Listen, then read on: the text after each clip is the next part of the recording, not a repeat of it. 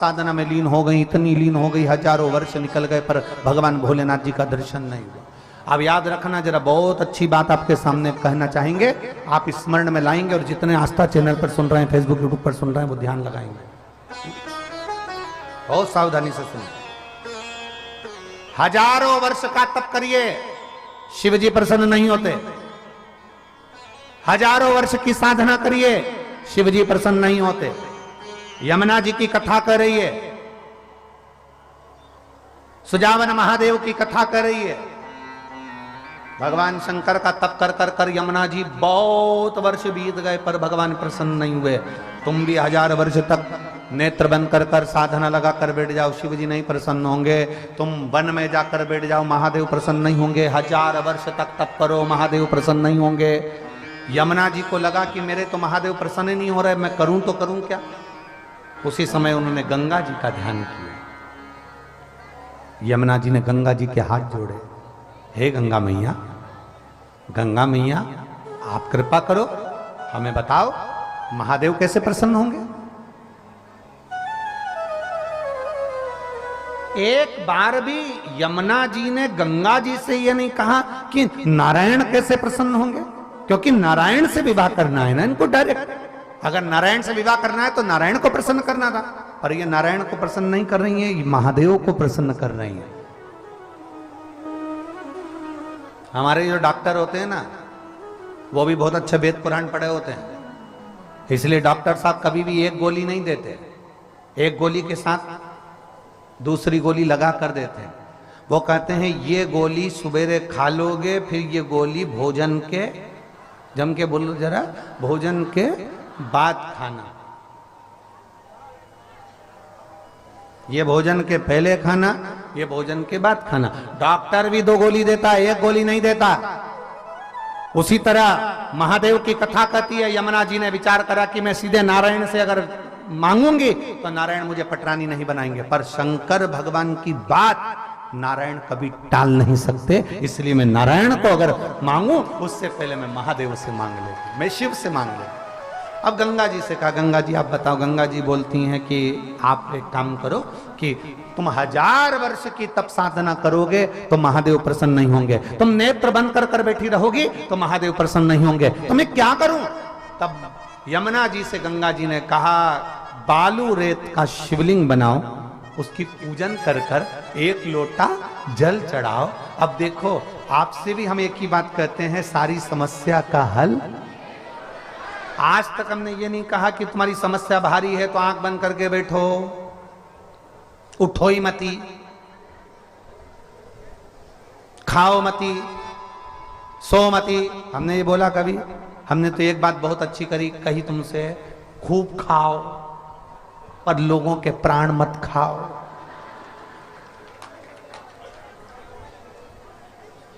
हम कभी मना करें तुम?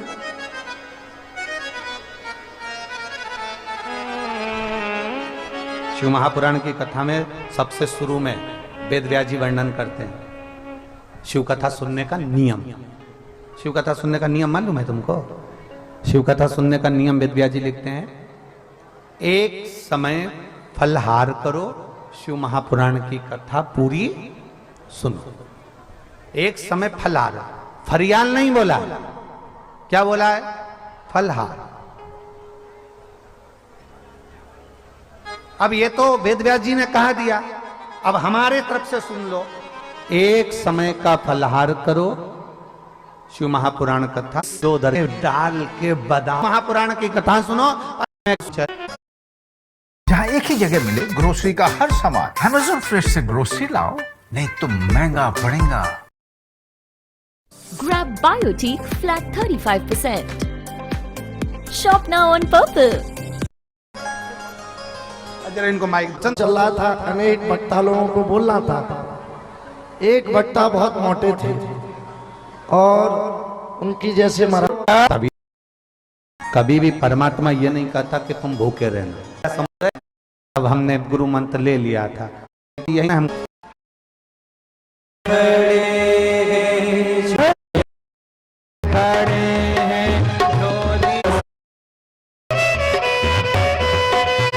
आज बाबा को धन्यवाद देने आई हूं कि मेरे दोनों बच्चे बाबा की कृपा से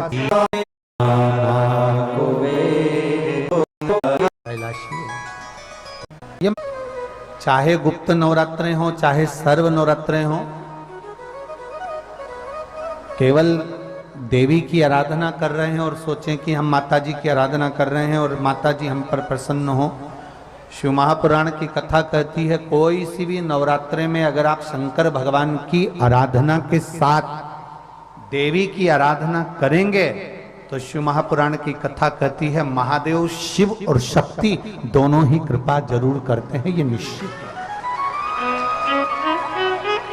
निश्चित है।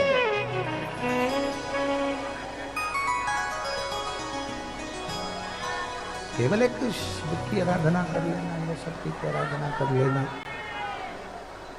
हम शिव और शक्ति की दोनों की आराधना एक साथ करें। हम शिव और शक्ति की दोनों की आराधना, दोनों की आराधना। और हम तो एक बात बहुत अच्छे से कहेंगे, हमने पहले भी कहा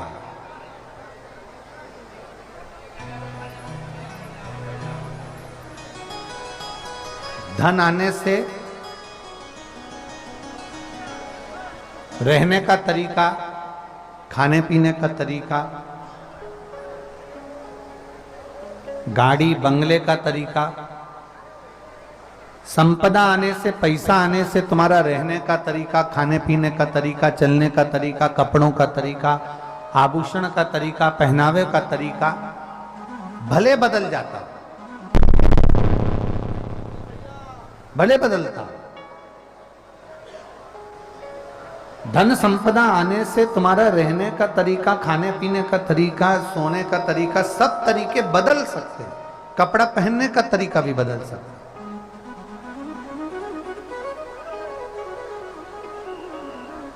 पर शिव महापुराण की कथा कहती है धन कपड़ा बदल देगा, घर बदल देगा, गाड़ी बदल देगा, पहनावा बदल देगा, भोजन बदल देगा, तुम्हारी सत्ता बदल देगा, पर धन तुम्हारी सोच नहीं बदल सकता।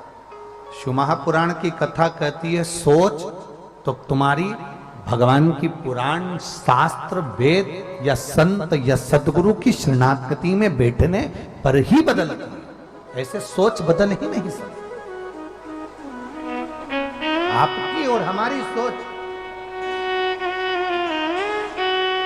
सोच बदलना है तो संतों की शरणागति में जाना है। सोच बदलना है तो परमात्मा की शरणागति में पहुंचना है। सोच बदलना